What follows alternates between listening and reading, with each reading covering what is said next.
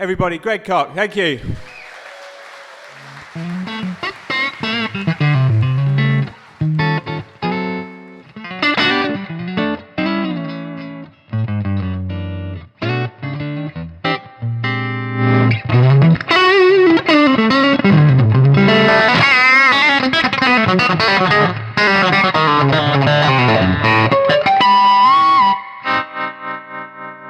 I don't know what that was, Jack. Wowzers. How's about I don't know what it was. I don't know what it was. Nor do I, but whatever it was worked for me.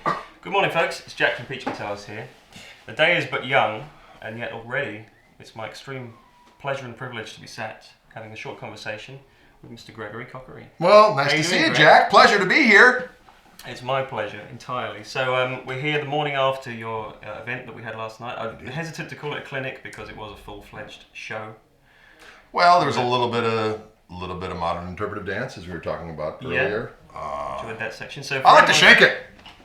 That you do, and not just on the strings, but physically as well. So for anyone that didn't make it, we did film the event. So in this video, you're going to see little segments of that.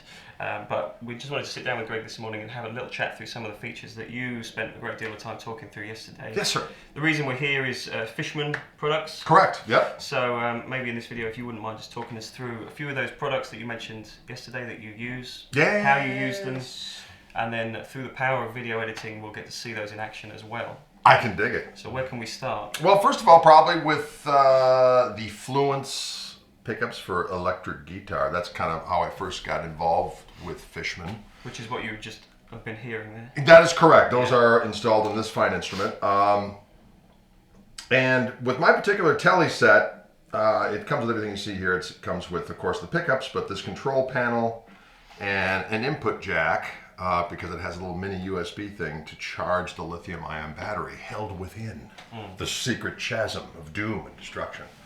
But basically, I just describe them as, I got a call about 6 years ago, maybe-ish, from a buddy of mine named Richie Fliegler, who I had done a lot of stuff with back in the Fender days. And he told me about Larry Fishman getting this new technology from a guy that was in the aerospace industry, that was a guitar player, and had worked a lot in his field with these really, really thin circuit boards.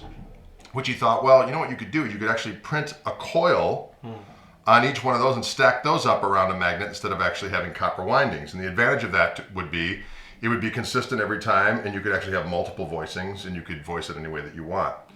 And so that technology was actually brought around to the industry people that usually make electric guitar pickups, but none of them really kind of had the technical infrastructure to be able to suss it out.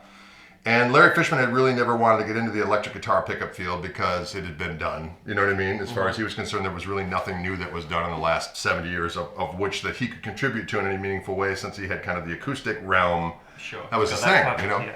So when he got a hold of this technology and realized that with kind of the brain trust they have there, he himself is a great engineer, but he also, because they're in the Boston area, a lot of MIT talent is there, and they had a lot of software brainiacs, especially when they're working on things like the triple play program and stuff like that for Fishman. So they got involved, and they actually came up with a way to be able to address what we call now the Fluence core, which is that stacked series of circuit boards that have this coil printed on it. And they were able to suss out, basically, in layman's terms, they came up with a program that allowed them to analyze the classic, single coil pickups, whatever kind of pickups, and kind of look at them from a analytical point of view and say, okay, well, here are the frequencies that we like, here's a 60 cycle hum, we want to get rid of that. You know what I mean? Really kind of fine tune the stuff that's good and mitigate the stuff that's, not so good. And that's when they brought me in to kind of, help voice a couple of different pickups, and I was impressed because it solved 3 problems for me. Back in the Fender days where I was trying to, at one point, I was going to have my own signature pickup. I was working with Dan Smith and with Bill Lawrence, who was actually doing some stuff for Fender at the time. And I wanted to get pickups that, sounded unbelievable. You wanted to use them because of the sound, and they were noiseless. Because, that's never the thing. It's always like, well, I have that guitar with my noiseless pickups in it, but really it's my other... practical guitar. Thank you. Practical guitar. Your vibey guitar, perhaps. Thank you. Yeah. So I wanted to kind of reverse that. I wanted the pickups to be vibey and also be noiseless. I also wanted them to look normal, because it seems like whatever people do to mitigate the noise factor, either double blades or claws or beaks or whatever they have to do in order to make them be quiet. I wanted to just kind of look classic, you know, because there's something like a regular looking tele pickup as far as I'm concerned. Yeah. So there was that, and then I also wanted some kind of ability to have an onboard boost. And I say not something as extreme as like the Clapton preamp, which is like 24 dB or whatever. I just want something where you can hit it and it's just a little meatier and a little bit more output, but still lives together really well with the other sound, so that it's not so drastic that it's either one or another, right? It doesn't sound like a different guitar, just... Correct. Yeah. And so with these pickups, they were able to do that. So that enabled... The reason they needed to have a battery inside is because there's a preamp that addresses the coil to become these two different voices. So when they told me there was a battery involved, I was like, I don't want any battery in my damn guitar. That's just not my thing. I'm like, well, what if we told you that there's a lithium-ion battery that we can put in such a way that you don't have to carve up your guitar, and you could actually charge it with your phone charger, and for an hour and a half charge, you'll get 300 hours of continuous use. You know, not 300 hours of once it's plugged in, but 300 hours of being plugged in and playing. And I'm like, 300 hours is a long ass time. So that kind of was like, okay, well, we all have cell phones, and we all know that if we don't charge our cell phone up, you know, twice a day, we're going to cease communicating. Well, in this case, all you have to think about is, at some point in the next 300 hours, I'm going to have to plug this thing in. And the advantages being, of course, you got unbelievable sounding pickups, you got multiple voices, you have no 60 cycle hum. And they're as consistent as you could possibly imagine. So anyway, let me just kind of, the other thing too is that with my guitars at home, if I was using regular single coils, I would always have someone install a treble bleed so I don't lose any highs when I turn down the volume. So what I'm doing right now, folks, is I'm actually plugged into this glorious old Vibroverb, which I guess was Gary Moore's. Great sugar booger. Yeah. Lord have mercy! We're giving it a proper burn through this morning. Yes. No one finer to play through it than Greg. Well, I don't know about that, but I'll tell you what, it sounds good, and it is my pleasure to defile it. So we've got it actually up on about 8 right now, which in normal terms would be deafening, but there's ways of mitigating that deafening right now that we are utilizing. Flux capacitors and discombobulators. So volume down.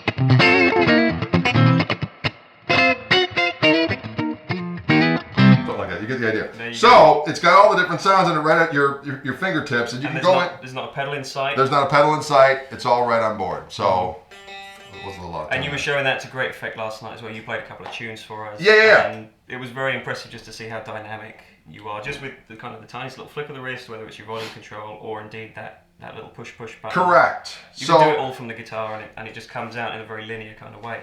Correct. Very organic, kind of all in your hands, kind of. Even though it's adopting pretty modern technology. But it's no hardship to carry an extra little cable around to your gig. Exactly. Like, when you're changing the strings, like you said yesterday, you can just plug it in, and then you've got 300 hours. 300 hours without a long having time. to think about it.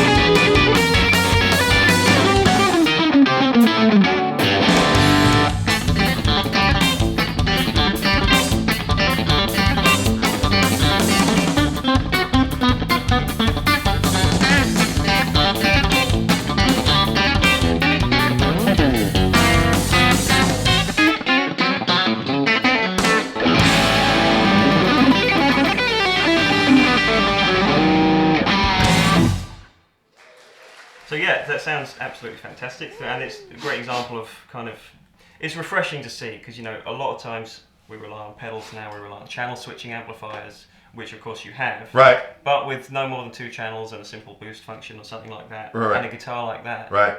you cover the whole gamut. Right. And that's not to say, I'm not like, well, I don't use pedals and blah, blah, blah, blah.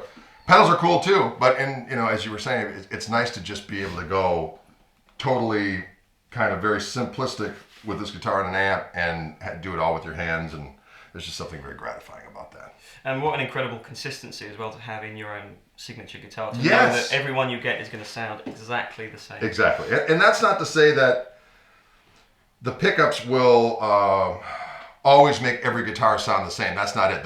The pickups themselves will sound the same, Yeah. but the wood of the guitar, and it'll reflect the sound of the individual instrument. So I have these pickups in several different types of guitars, different types of Tele type guitars, and they all sound a little different, but I know that's because of the wood. It's not because of the pickups. Electrically, you're going to have the same relationship. And stuff Exactly. like that. Exactly. Yeah, fantastic.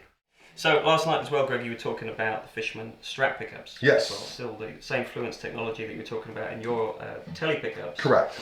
You gave a great example of kind of just how authentically Stratty they can sound, but also how functional this technology allows you to be.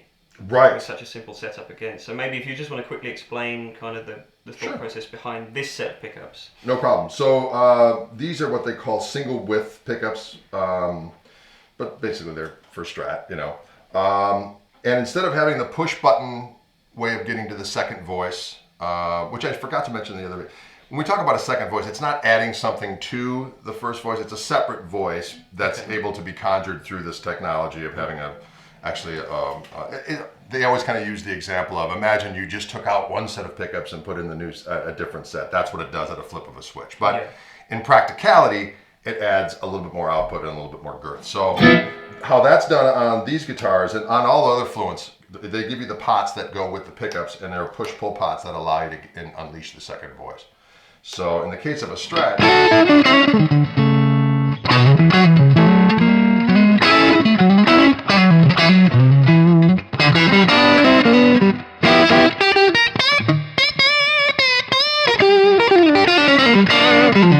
fine little Mexican Strat here.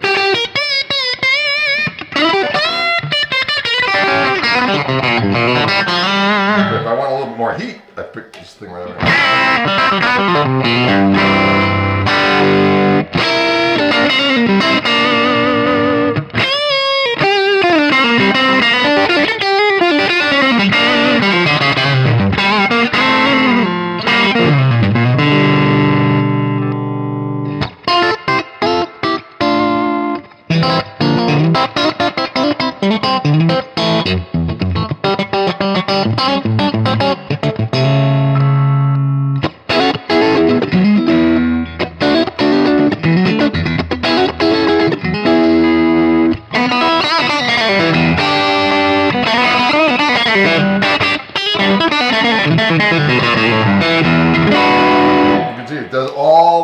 stuff that Strats do. Yeah. And what's cool about it is, again, you don't lose any highs when you turn down the volume. You get a little extra girth when you pop that up. So it goes from being like a 54 Strat pickup to something that's more akin to like a Texas Special type of a thing. Right. But you don't lose any gas when you're in 2 and 4, because that happens on regular pickups. You just lose a little bit of output. This is all the same output. And we're playing through a cranked Fender amp. We are indeed. No noise issues. Exactly. There's no 60 cycle hump. For these, it is an extra feature to have, because when you buy the pickups, they come with a 9-volt battery option. Yeah. One 9-volt battery will last 300 hours, or you can get this back panel, which has the little mini USB. Okay. So the lithium-ion battery is right back here, and again, hour-and-a-half charge-ish, you get 300 hours of. That little light goes on when you plug it in, and it needs charging. It'll be red, and then as soon as it's fully charged, it goes green. When you're in a situation where you're running, if you plug it in, it'll flash when you have like 5 hours left. Or it'll say, hey, you got 5 hours left before I go dead. Perfectly practical. But should we do a little A-B between these two things that we got? So I'll start like a little neck pickup maybe? Yeah, sure. So a little bit of context here. As Greg mentioned, this is a standard Mexican Strat with the Fishman pickups. And if you're wondering why I'm holding this guitar, this is a custom shop, Jason Smith guitar, I believe, that we've all found quite a bit of favour with here at Peach. And we wanted to put it in Greg's hands straight after this guitar and just show you just how kind of how brilliant these pickups really sound. Well, we'll soon find out, won't we? Or not. We're going to find out. That's right. So yeah, if you want to give us a All right, so I'll just keep it on there again.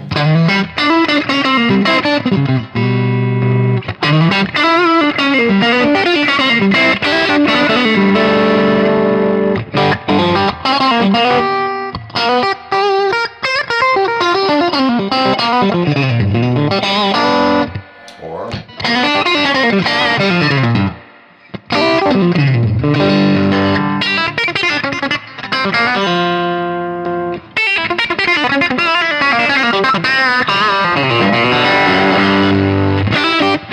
Okay, now the great moment of truth.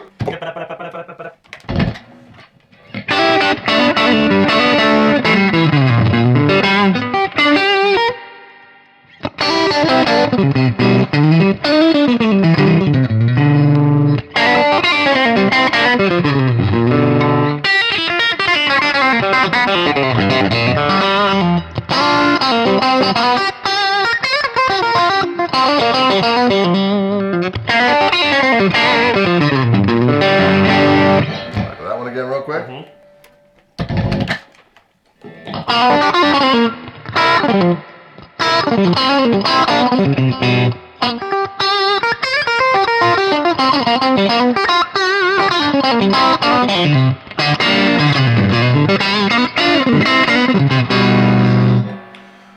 It's pretty interesting. The dynamic response, Right. I don't know how it feels as a player, still seems like there's quite a good relationship Yeah. between the two.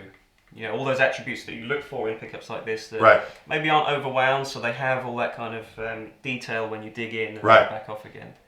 The Fishman sound like they have it. So guys, if you've got a Strat that you're not using, or any guitar in fact, because they make pickups for pretty much every... They do. There's classic humbuckers that are magnificent, and there's a bunch of modern humbuckers that are catered to more of the, the modern rock crowd and so on and so forth. There's Devin Townsend and Tosin Abasi that are championing the pickups. A bunch of other great guys, Steph Carpenter and so on and so forth. But yeah, I mean, it's a very, very, for me especially, it solves all kinds of problems. And what I like especially about having them on a Les Paul is that I can go between playing the Tele and the Strat with these pickups into it, and I can grab the Les Paul, plug it into the same rig with the same EQ, and it sounds like the best neck pickup Les Paul, the best bridge pickup, and I don't have to worry about EQing the amp. It doesn't sound like there's a wet towel over the amp. So however they make the pickups, there's this symbiosis between all the different sets that are very interchangeable usability-wise. So it makes it fun to play,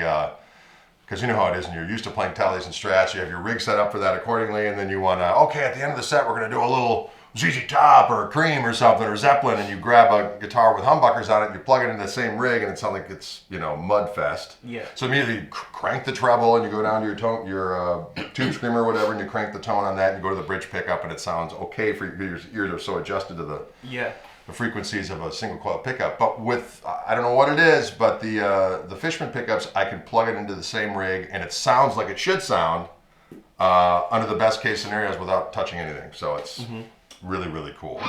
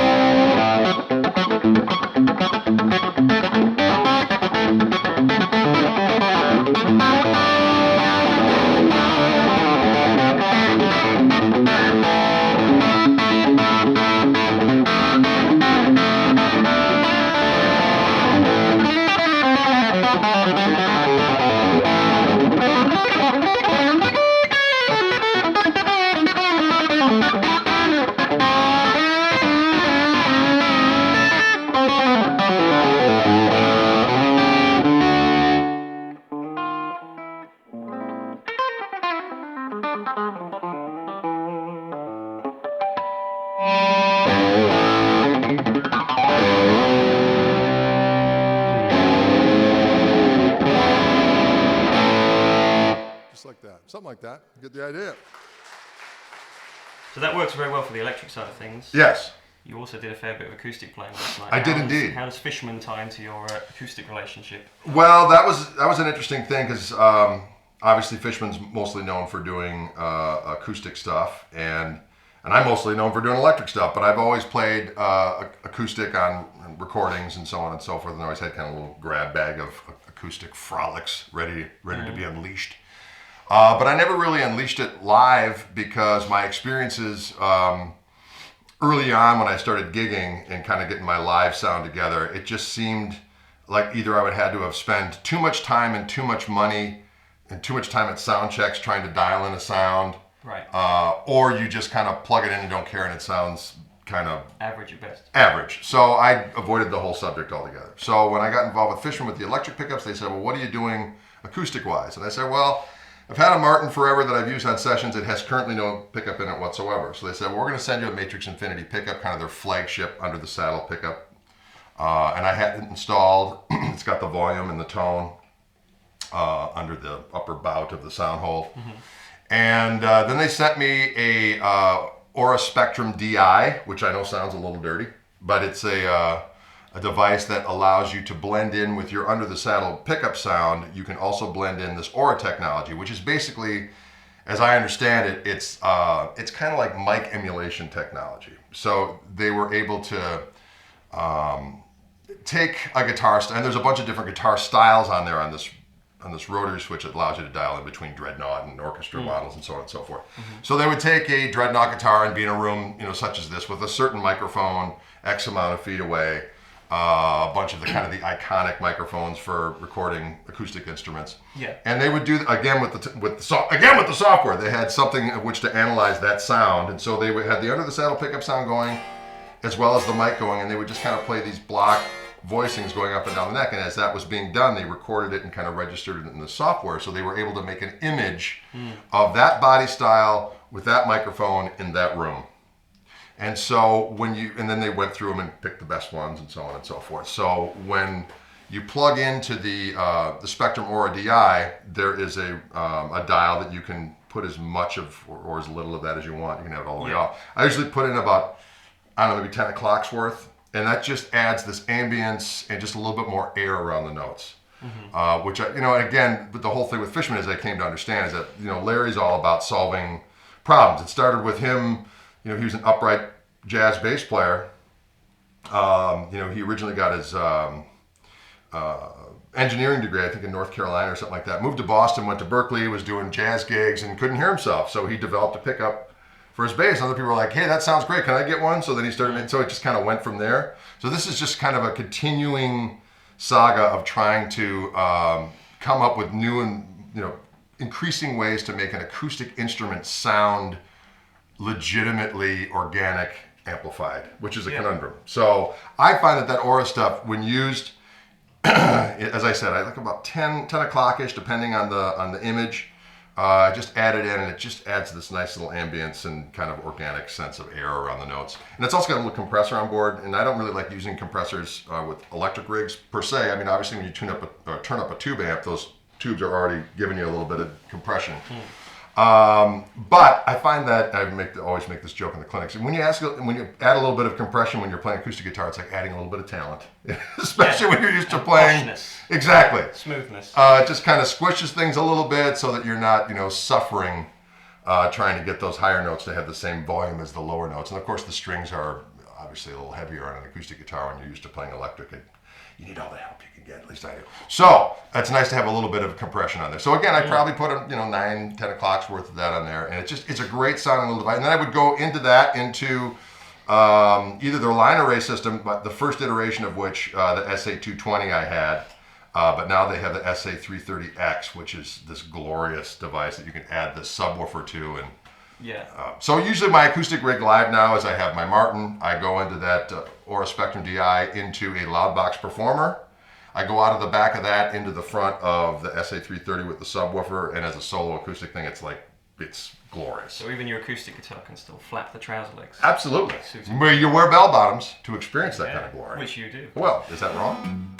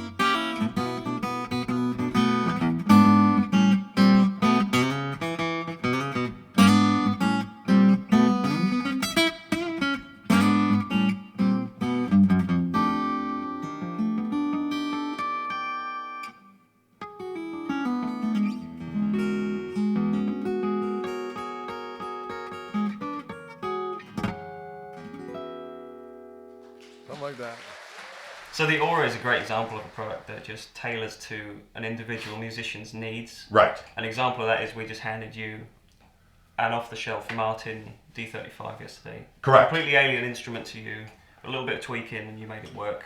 And to anybody that came along last night will be able to attest to, you made it sound Oh, well, thank you. hopefully comfortable for you. Yes, and absolutely. It sounded Yeah. great out front. So.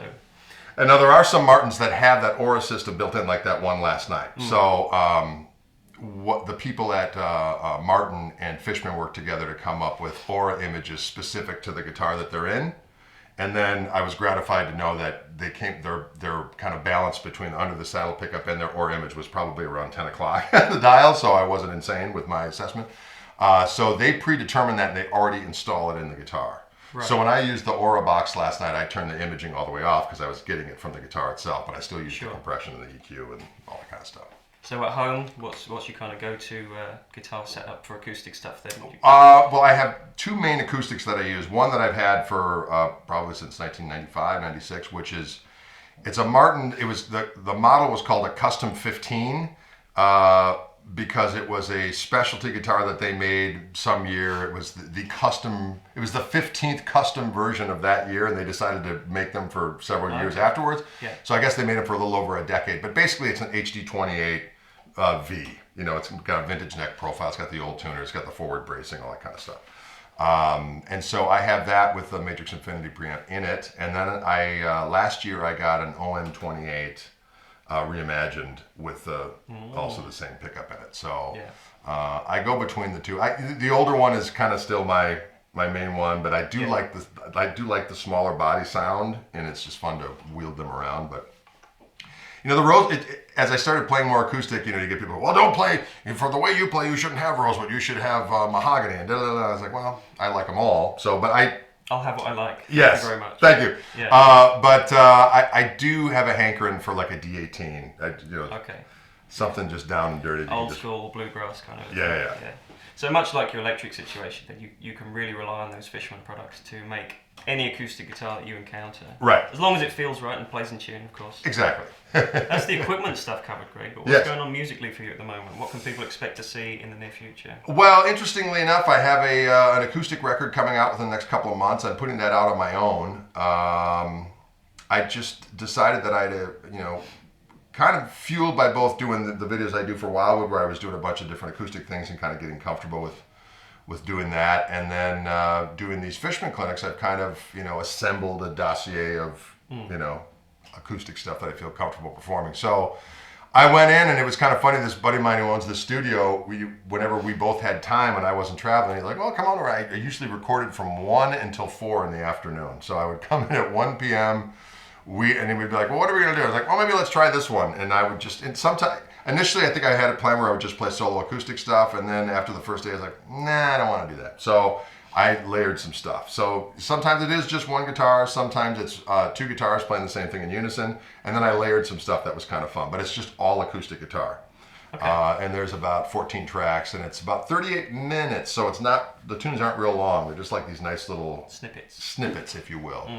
But that's a fairly new venture for you then. Absolutely, it'll be my first all acoustic thing. I mean, I did have acoustic tunes on records over the years, but this is all acoustic and just instrumental. And then I'm still performing a lot with my trio, which is the Koch Marshall trio, which was me and my son Dylan, who plays drums, and then a Hammond B3 player by the name of Toby Lee Marshall. And actually, we're just coming off a 2.5-week tour. We were in Europe, and then I stopped over here to do some workshops, and we're going to come back over to do some stuff in the UK with the band, hopefully before the end of the year. Excellent. And so we have another record we're going to get out. We're on that Mascot label group there. They have a new imprint called the Players Club, which is more kind of instrumental oriented stuff, even though we did add some vocal stuff in for this. I've always sang over the years, but I've always had a ringer singer. I can sing okay. I kind of equate my singing with my visual presentation. I'm not overtly hideous, but yet I'm not someone who's like irresistible to the opposite sex. It's somewhere it's like, yeah, okay, I'll take that. You get the job done. Yeah. What more do you need, really? But it's kind of, we're in a world where people want the irresistible singer. You know what I mean? Where it's just like, oh my God, this is the greatest thing I've ever heard. Well, I like music as a totality, and I just find that when the vocal thing is just so polarizing. You know what I mean? It's like chemistry. It's yeah. So when we play, it's like the vocal tunes have more impact and they kind of break up the night, but it's really the power of the cool instrumental tunes and the grooves. It's a groove-oriented band that really carry the day. But being able to, I do about maybe 3-4 vocal tunes a night. It breaks it up a little bit. Yeah. And I would say you have other irresistible qualities, in your musical arsenal anyway. Well, I don't know. I'd like to hope so, but you never know. Yeah, so there you go, guys. So check out the Koch Marshall Trio, the upcoming acoustic record, and something I'd just like to throw in. I'm going to go out on a limb here and say you've just remastered one of your older. Yeah, Defenestrator. Yeah, that was from 1998 actually, and that was in the day before Pro Tools. So it's like you just kind of and there was some stuff on there, and we recorded it live. I mean, the gist was we recorded everything live, and I did do a couple of overdubs after the fact, but I didn't fix anything. So I listened to it now. I was like, man, in the days of Pro Tools, it's like the stuff that you would have repaired back then, and now you're just like, well, it is what it is. Yeah, I'm sure artistically you always have that. Yeah, like what the hell? But you're like, but there is something liberating about when you play something live. It just is what it is. Yeah. And you're like, sorry, that's what happened. But I just wanted to throw that out there because in case anyone out there doesn't know Greg's playing, and if not, why not? Where have you been? But that record serves as a great example. I really enjoyed listening to it. Oh, well, thank you. Everything that your electric playing is about. Thank you. It's erratic and it's full on, but at the same time, there's a lot of kind of really delicate moments in there. Oh, well, thank you. So you can check that record out as well, guys. So nothing else to say, really. We're going to let Greg get on with his rest of his UK travels, which I hope you're enjoying. I am indeed. Thank you so much for stopping by. I do have a thing for the full English breakfast, I have to say. You mentioned, the quality of the mushrooms is... The mushrooms is key. Yeah. That's my thing. It's the mushroom and really the baked beans with the fried eggs and kind of making a little goulash out of it.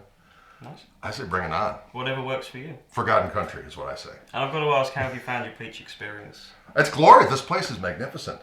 Everyone's cool in the gang. The store is beautiful.